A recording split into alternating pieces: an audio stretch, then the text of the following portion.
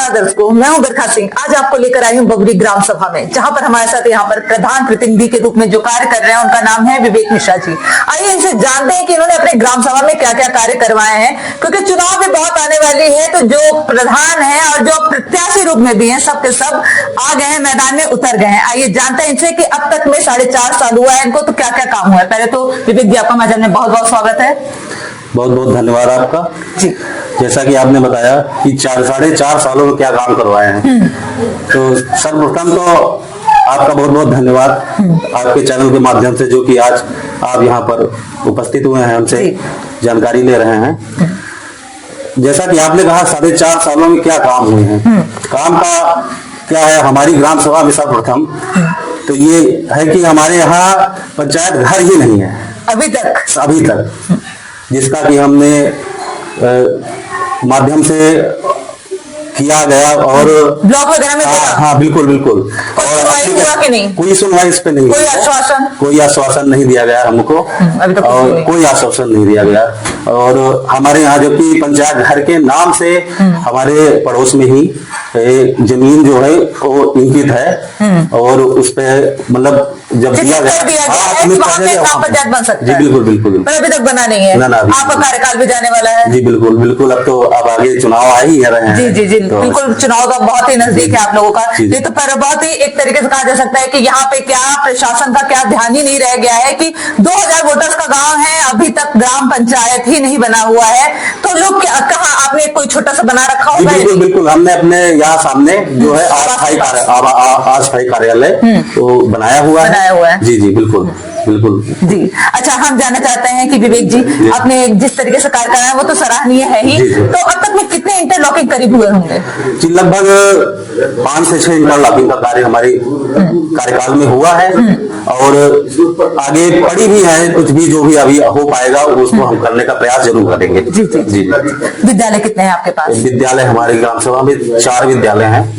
एक उच्चतर माध्यमिक विद्यालय है, बाकी 3 प्राथमिक विद्यालय हैं। 3 प्राथमिक। अच्छा, तो उसमें कभी जाके देखते रहते हैं जिनको जो खाना मिल रहा है बच्चों को, मिड डे मील, ये सब सही चल रहा है या नहीं? नहीं बिल्कुल, उसको उसके लिए तो सारी व्यवस्थाएं जो है जो सरकार के द्वारा बताया गया है मानकों के आधार पर, वो सारा कार्य यहाँ पर देखते हैं।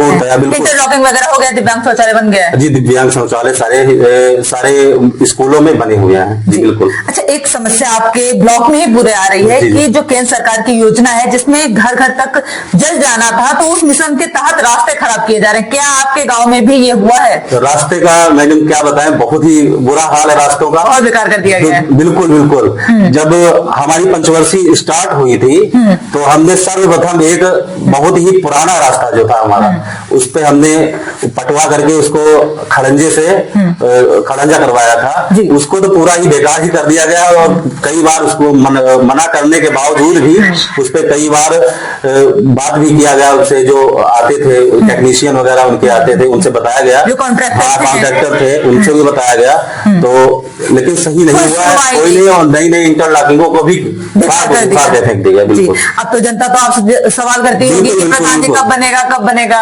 और क्या, कहीं पे तो लोग खड़े नहीं हो जाते थे कि हाँ इसको खोदने नहीं देंगे, तो वहां पे बगल से इसको किया गया है। करवाना पड़ेगा केंद्र सरकार की योजना। बिल्कुल बिल्कुल जी बिल्कुल सही बात है कि इस निंदा पर जाते हैं प्रधान, और उनको जनता को भी जवाब देना पड़ता है, प्रशासन को भी जवाब देना पड़ता है। अच्छा प्रधान जी, चिकित्सा के क्षेत्र में क्या अगर कोई इमरजेंसी पड़ती है तो यहाँ कुछ चिकित्सा के लिए है कोई अस्पताल, प्राइवेट हो या सरकारी हो? प्राइवेट सरकारी अस्पताल हमारे यहाँ लगभग 3 किलोमीटर के अंदर एक सिल्हौर पड़ता है। अच्छा। वो PHC है, तो वहाँ पे सुविधाएं मिल जाती है। बाकी नजदीक में अस्पताल है, प्राइवेट अस्पताल भी है। चिकित्सा के लिए लगभग थोड़ा सहूलियत है। कोई विशेष परिस्थिति में आपको दूर जाना पड़ेगा, बाकी कोई दिक्कत नहीं है। ऐसे कोई दिक्कत नहीं है यहाँ पे, बहुत अच्छी बात है कि यहाँ पर है। और हमें जानना चाहते हैं कि जिस तरीके से काम हुआ है, पेंशन वगैरह भी क्या जो बुजुर्ग हैं 60 साल से ऊपर हैं उन लोगों को बिल्कुल फॉर्म वगैरह भरवा देते हैं? हाँ बिल्कुल बिल्कुल, जो मतलब है पात्र है, जिसको मिलना चाहिए पेंशन, जो वृद्धावस्था में आ रहे हैं, उनके लिए बिल्कुल हम लोग जा जाके घर में जा जाकर के भी ये कार्य करते हैं। जी जी, बहुत बहुत अच्छा काम कर रहे हैं। तो ये जी, अच्छा, बारात घर शमशान घाट की व्यवस्था कैसे? बारात घर के लिए तो कभी कोई व्यवस्था नहीं हो पाई है। नहीं, बिल्कुल। इसके लिए आपने कभी विधायक जी या ब्लॉक में बोला? नहीं, एक बार बोला गया था, लेकिन उस पर कोई विशेष अभी ध्यान नहीं दिया गया है। बाकी अच्छा, सांसद विधायक कैसे सपोर्ट मिलता है आप लोगों को? नहीं, बिल्कुल, वो तो ठीक है। सांसद तो मान लीजिए अभी नवनिर्वाचित हुए हैं। बिल्कुल, बाकी हमारे यहाँ हमारे पुनिया नहीं, हमारे यहाँ तो अवधेश जी लग जाता है। बाकी हमारे यहाँ विधायक जी तो हमारे यहाँ नजदीक के ही है। कुछ करवाया उन लोगों ने अपने नीति से? कुछ करवाया है? बिल्कुल, विधायक जी तो हमारे घर के ही मान लीजिए, उन्होंने बहुत ही सहयोग किया हम लोगों के साथ। बहुत अच्छी भी बात है कि आपको विधायक का सपोर्ट मिलता रहता है। जी, चुनाव बहुत नजदीक है, तो अपनी जनता से कहेंगे कुछ? बिल्कुल, जनता से यही कहना है हमारा कि हम लोगों ने जो भी 4.5 सालों में काम किया है, उसको देखते हुए और पिछले जो भी प्रधान रहे हैं उनके कार्यकाल में काम को देखते हुए वो अपना और सपोर्ट करें और फैसला लें। बहुत बहुत धन्यवाद हमें समय देने के लिए। बहुत बहुत धन्यवाद आपका भी। ये थे हमारे साथ प्रधान प्रतिनिधि के रूप में विवेक जी, जो कि पढ़े लिखे हैं, शिक्षित हैं। जाहिर सी बात है इनकी जो सोच विचार होंगे वो भी थोड़े अलग ही होंगे, और साथ ही इन्होंने काफी सारे कार्य करवाए हैं। कुछ कार्य जो है वो प्रशासन से चाह रहे हैं कि बजट पास हो जाए, जो जगह है वो चिन्हित हो जाए, तो बारात घर हो, शमशान घाट हो, ये सब भी सुविधाएं उपलब्ध हो जाएंगी। पर देखना तो ये प्रशासन इस पर कब ध्यान केंद्रित करती है, और जो केंद्र सरकार की योजना है इस पर कब लगाम लगाती है। जो कॉन्ट्रैक्टर है उन पे अपना जो लगाम है बहुत जरूरी है, वो कब लगाती है। पर देखना तो ये कब ये सब कार्य होते हैं। ऐसे न्यूज के लिए बने रहिए न्यूज के साथ। मैं बरखा सिंह।